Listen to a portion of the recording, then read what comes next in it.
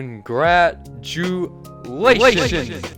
You have helped me get to 100 subscribers. Wow! 100 subscribers! Now, in all seriousness, I'm really happy with the support that this channel has been getting. We've reached 100 subscribers, and that calls for a very special celebration. And today we're going to be taking a look at Resident Evil 4, some secrets and discoveries that you might not know yet. So we're going to start this video off with the intro sequence, which we can see here just takes place on one three-dimensional plane. We can even revolve the camera around to the other side where we can continue watching the intro but mirrored. Here's a scene where we can see the shadow of a villager walking away from the window, and as it turns out, there's indeed a villager in this room that you don't get to see from the camera. So now we're at the fireplace scene where we first meet the villager, and something weird happens to Leon during certain parts of this scene where Leon has no lighting to him whatsoever and his eyes are rolled up pretty far. Whenever the game loads a cutscene, it's not actually loading the entire level like you'd think, but actually only loading parts that are necessary for the scene in the camera's perspective. But for some reason, while this entire scene's going on at the fireplace, the game has the model of the female villager with a pitchfork impaling her head with none of the extra effects added to it. We can find it just really far out here in the distance. Here's a cool effect to talk about. Your HUD or heads up display has its own value to affect saturation and contrast. We can mess with these values to saturate the HUD so much that we get this dark blue neonish version of the heads up display, which looks pretty cool in my opinion. If we can tone down the saturation all the way or just make the value 0, then we get this very simplified version of the HUD, which again looks pretty cool. Now let's talk about some guns. Have you ever got angry at how long the shotgun takes to reload and you don't want to level its skills up to the merchant? Well, fear not, my friend, because we can use the same code that selects your weapons for you to manipulate the physics of the current weapon you're holding. This means if we are currently holding a pistol and we tell the game that we should be holding a shotgun without actually going through the menu to select shotgun, the game will give us a pistol but with the power of a shotgun. You can even see Leon jerk the pistol up after each shot to simulate cocking the shotgun, but again, it's just a pistol. An even better example of this is mixing the pistol in with submachine gun physics, where it makes the pistol shoot so much faster, and whenever we're near enemies we can get a headshot. Leon will instantly kick whatever's around him without even having to think fast. It's a very helpful tool for clearing a large crowd that's surrounding you.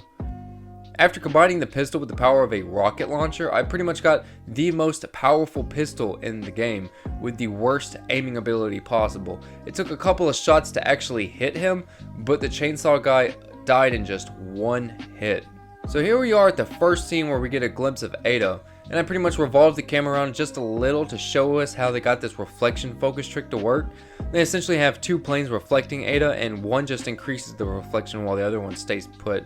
We can also see that Ada's not holding anything until the scene that shows her with her grappling gun.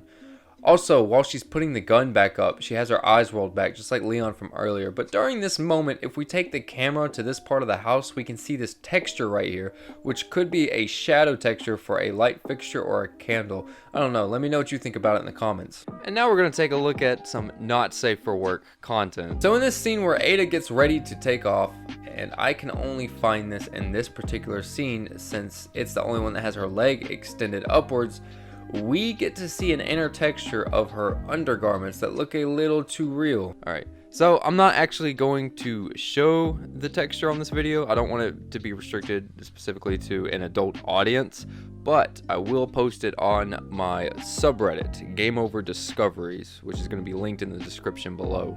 There's no 3D modeling to her undergarments, but it's the texture, like I said, that looks a little too real. Alright, now we're going to go back to the normal content. So once Ada takes off, the chief sort of contracts his legs in while his jacket stays straight, and he just bounces off this roof and freezes in midair. Meanwhile, Ada up here in the sky actually drops down a little bit from her jump. Now let's make our way to the lake, and during this scene we actually get to see the lake monster just chilling out here in the background until it's his turn to spawn in.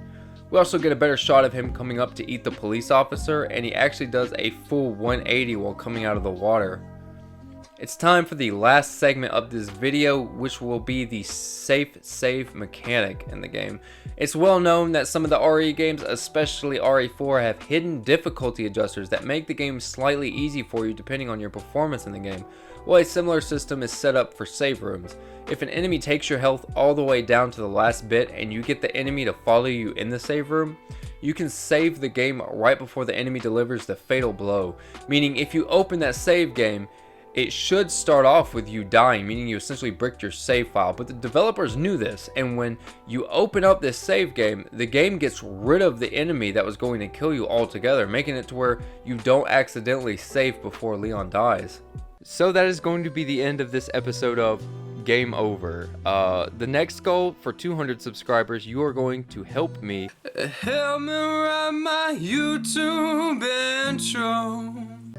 I can't continue going on narrating this video without mentioning the immense support that I've been receiving from you guys. Again, it was all the way back in November that I started this channel, and it hasn't even been a year, and we've already reached 100 subscribers. I am so enthusiastic about this. On the upcoming schedule, we have another Ocarina of Time video.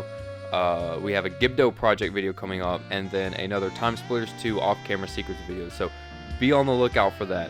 And with all this being said, stay safe and take it easy.